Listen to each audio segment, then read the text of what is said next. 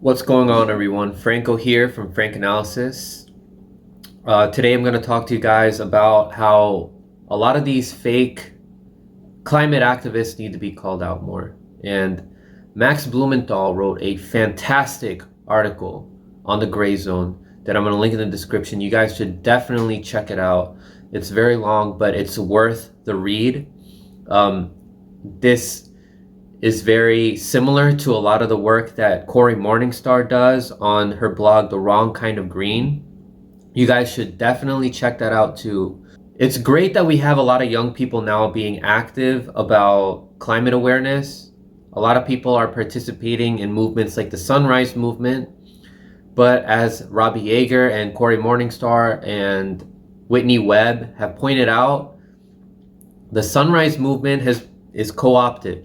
It's co-opted by the Sierra Club and all these billionaires and all these other multinationals that want to take advantage of how people are being very genuine about taking action for climate change. Now, the article that Max Blumenthal put up on the Gray Zone recently that I'm going to talk about here today is about Planet of the Humans, and how there was a campaign by Josh Fox that was trying to take down this movie off of YouTube. And Josh Fox and a lot of these other people that were behind this campaign have ties with the same billionaires, multinationals, industry insiders, family foundations that were criticized in this movie. And a lot of people following along with Josh Fox are being misguided. A lot of young people that are a part of 350.org or the Sunrise Movement, they're being misguided. So Max Blumenthal brings up how a lot of these people like Josh Fox, their main criticism about the movie, about Planet of the Humans, was about how a lot of the criticisms on solar panels and wind energy was like old news. That this was already like known. They're just fear-mongering people. But when it comes to the criticisms that the movie had on how all these family foundations and industry insiders and Wall Street investors co-opt a lot of these movements, like the Sunrise Movement, they didn't have much criticism to say about that. So I'm going to go right ahead and say that people like Josh Fox and Bill McKibben, who's the founder of 350.org, and Naomi Klein, these are fake activists that really need to be called out on more. So Planet of the Humans was directed by Jeff Gibbs, and it was executively produced by Michael Moore. And it was Michael Moore's name that was attached to the project that gained a lot of traction. And the main purpose of the movie was to call into question and critique the agenda of the Green New Deal, which aims to fuel a renewable-based industrial revolution. Now, I've said it on this show before, that if we want any type of efficient climate reform or environmental reform, we cannot simply just rely on the Green New Deal. The Green New Deal doesn't do anything about fracking. It doesn't acknowledge nuclear waste. It gives room for imperialism. And it has the implication that we're going to have to switch from renewables, which requires a lot of mining, which the movie also brings up. In order to power solar panels and wind turbines, it requires a lot of minerals, in which we're going to need to divest away from a lot of countries from the global south. So in other words, the Green New Deal is in a way co-opted because it allows corporations to still make a profit off of quote unquote renewable energy.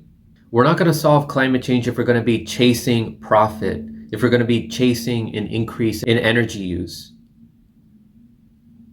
If we're going to transition into more renewable energy, that has to be coupled with energy reduction. And it's a big bitter pill for a lot of people to swallow because they don't want to change the quality of their life. Guys, your life is not going to change as drastically as it will the main polluters of this world, which are the corporations, the billionaires and the millionaires. We're going to have to ban all these big boat cruise ships, which pollute so much like the equivalent of like thousands of cars. We're going to have to make big changes. We're going to have a more simple quality of life than what we do now. And a lot of people don't want to do that. A lot of people assume that we can still have everything we have now as long as we have solar panels and wind turbines. Well, if we do that, we're still going to have environmental destruction. And the movie also brings up how having solar energy and wind energy sometimes still relies, in some ways, to have still relies on fossil fuels and oil. So Max Blumenthal brings up how residents of the global south are going to suffer the most with the inevitable rush on minerals that are required for powering the green revolution. So the main minerals that we're going to be mining for is lithium, which is used to power car batteries and phone batteries, and cobalt, which is also used to power electric batteries. And we get lithium from South American countries like Bolivia.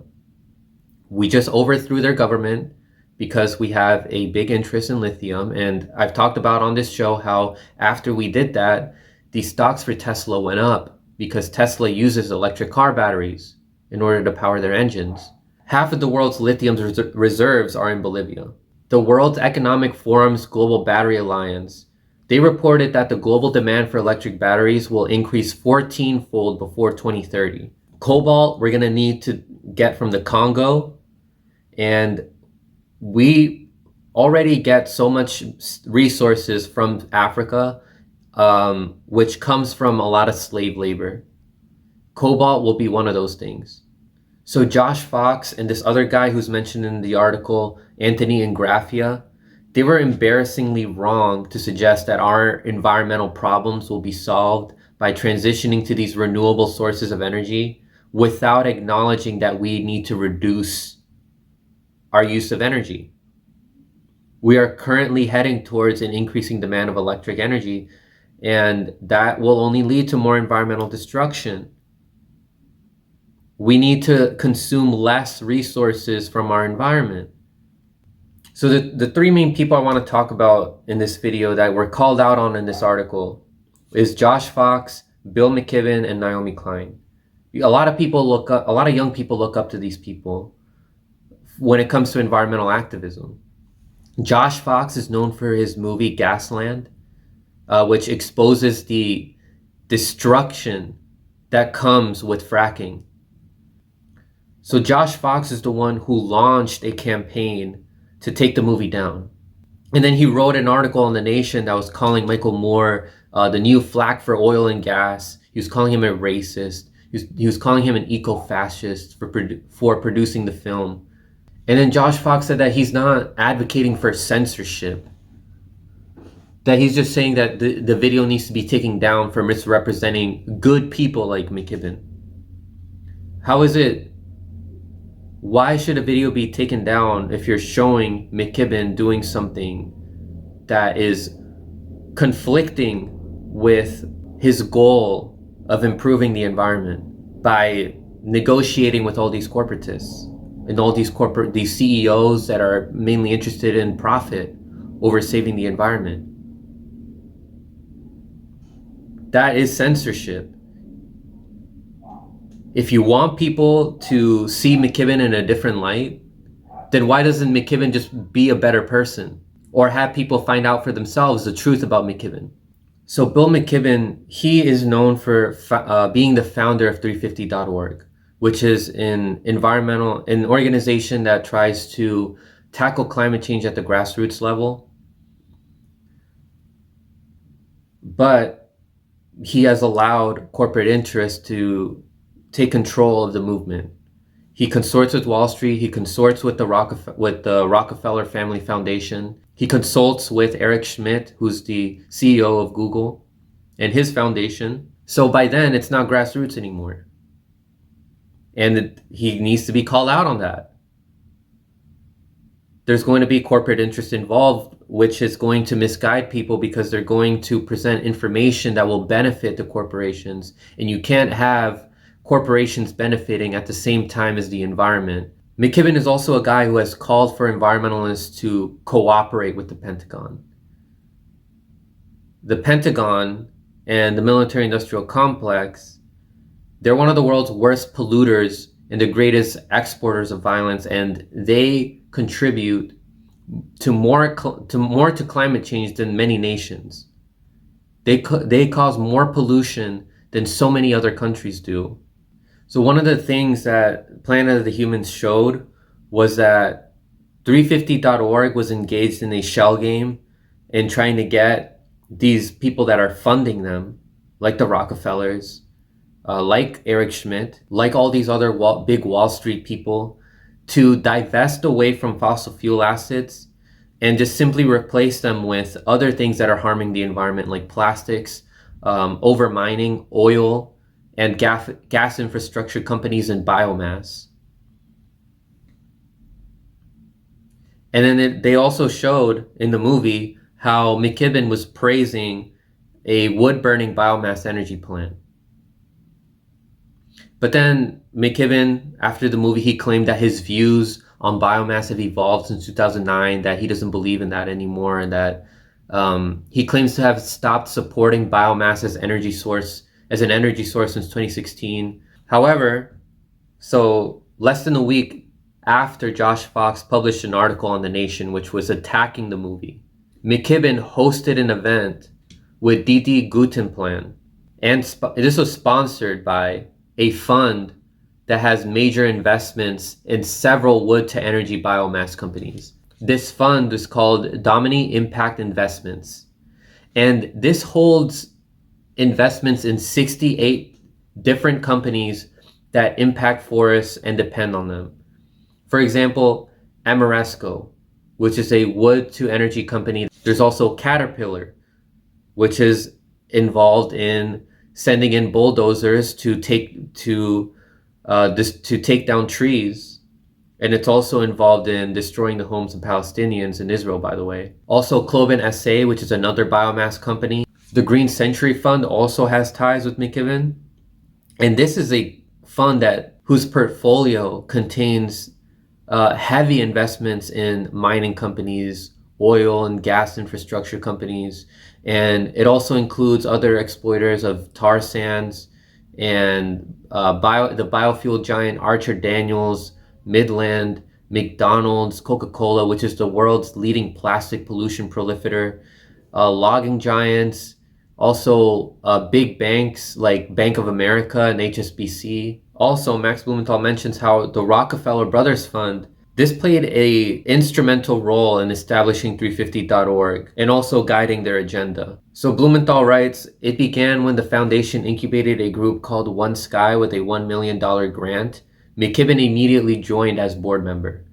As documented by radical environmentalist Cory Morningstar, One Sky's launch was announced at a 2007 gathering of the Clinton Global Initiative by former President Bill Clinton, who stood on stage beside Rockefeller Brothers Fund President Stephen Hines. 4 years later, the Rockefeller Brothers announced the exciting marriage of One Sky and 350.org, two grantees of the Rockefeller Brothers Fund Sustainable Development Program. And the Rockefeller Brothers Fund, they've contributed over $1 million to McKibben's 350.org. This fund is heavily invested in imperialism. They fund all our politicians, which is why our politicians are bipartisan when it comes to our foreign policy, which is destructive. And so 350.org, if it's doing all this, just because with the image that they're divesting away from fossil fuels, it's anything but environmentally friendly. You can be fossil fuel free and still be destructive to the environment, because plastics are still destructive, deforestation is destructive, overexploitation of minerals is destructive, oil is destructive, and Halliburton played a crucial role, which is what the Rockefeller Brothers Fund has a strong investment in. They played a crucial role in the Iraq War. Now here's the most disappointing person, to me at least, that got called out on in this article. And that's Naomi Klein. She was a prominent figure to try to censor Planet of the Humans. She, of all people, who wrote The Shock Doctrine, which is still a must-read, by the way. You should still read that book because it explains why imperialism is happening. That we want to go into all these countries to take their resources, and socialist countries are a big threat to the capitalist United States that wants to profit off of the entire world's resources. She, of all people, knows not to make negotiations with the Ford Foundation, which played a crucial role in installing a coup in Chile in the 1970s when they overthrew Salvador Allende and installed Augusto Pinochet, who was a dictator, a right-wing dictator. And she's now making negotiations with Ford. Also, the Rockefeller Brothers Fund. These organizations were funding her project. So I want to give a shout out to Ben Norton, who made a thread calling out Naomi Klein.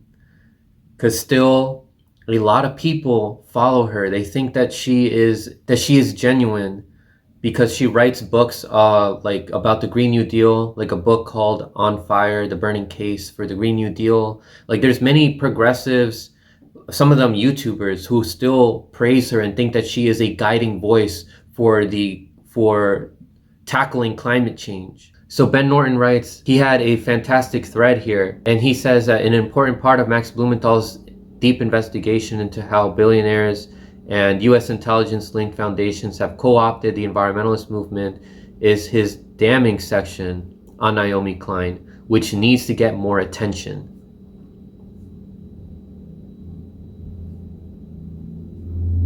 Naomi Klein has moved noticeably to the right in the past decade. In 2017, she condescendingly demonized Venezuela's elected socialist government as more petropopulism. Today, Klein is the Gloria Steinem Endowed Chair at Rutgers University. Gloria Steinem was a literal CIA asset.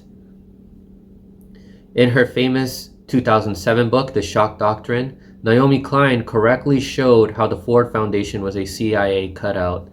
Less than a decade later, Klein's film, This Changes Everything, was funded by CIA cutouts, the Ford Foundation, and Rockefeller Brothers Fund. Susan Rockefeller was a co-executive producer of the documentary based on Naomi Klein's book, This Changes Everything. Her husband is the son of oligarch David Rockefeller, a U.S. government-linked Cold Warrior and whose CIA ally, who backed the Chile coup. Most shocking of all, guess who has funded Naomi Klein's position? Rutgers University's Gloria Steinem Chair in Media, Culture and Feminist Studies. Convicted sexual predator Harvey Weinstein. CIA cutout Ford Foundation and billionaire Sheryl Sandberg. Naomi Klein was also previously a member of the board of directors of 350.org, the textbook example of a co-opted environmentalist group. 350 was incubated by CIA cutout Rockefeller Brothers Fund, which is closely linked to coup architect Henry Kissinger. Someone also correctly documented in their book how CIA cutout the Ford Foundation helped support the fascist coup regimes in Chile and Indonesia and trained the regime's extreme neoliberal economists. Who documented this important information? Oh right, Naomi Klein back in 2007 in her book, The Shock Doctrine. The problem with the nonprofit industrial complex is many of these NGOs and big foundations are outsourced instruments of influences for U.S. government intelligence agencies and billionaires. They might seem like they fund progressive causes, but it's co-option / counterinsurgency. The nonprofit industrial complex is how formerly radical writers who once documented US-backed fascist coups are co-opted and defanged with six-figure sinecures at billionaire-funded outlets to do groundbreaking coverage like how to jam the Trump brand. Naomi Klein participated in an event with CIA cutout the Rockefeller Brothers Fund in 2019. The Rockefeller oligarchic dynasty is closely linked to U.S. intelligence. RBF founded a special studies project in the 1950s led by Kissinger to plan the Cold War on socialism. If I hadn't delved deeper into 350.org and Naomi Klein, And I had just read her book, The Shock Doctrine, which I did recently. I read that book like late 2019. I would continue to have her as a trusted source. And a lot of people have not found this information about Naomi Klein. And so they still see her as a guiding voice when it comes to climate change. And as Ben Norton pointed out here, and Max Blumenthal exposed in his article, she's been co-opted. And more people need to be aware of that. So what can you do to help? Because organizations like Sunrise and 350 are misguiding people. Give people information, share them the article that I just read by Max Blumenthal, share videos like this. Lee Camp has also covered this. Lee Camp is a great voice when it comes to what's happening with the environment and how corporations are destroying it. And also tell yourself and tell people to look at this information for yourself and to make up your mind. To just make up your mind just because somebody told you to. You have to do the research yourself as well. Tell people who are in the Sunrise Movement or 350.org, tell them about this. Tell them that their organization is co-opted by corporate interests. And if they say, no, it can't, this is just how it has to be. We have to work within the system. And at least they're divesting away from fossil fuels. Tell them that's not enough. Their interest is not in helping the environment. Their interest is in profit and gain. And it's not helping the environment if they're transitioning their investments away from fossil fuels to other sources that are destroying the environment, like plastics and deforestation and oil and gas. So thank you guys so much for watching. Definitely read that article. And if you like this content, don't forget to like, share, and subscribe. Stay informed.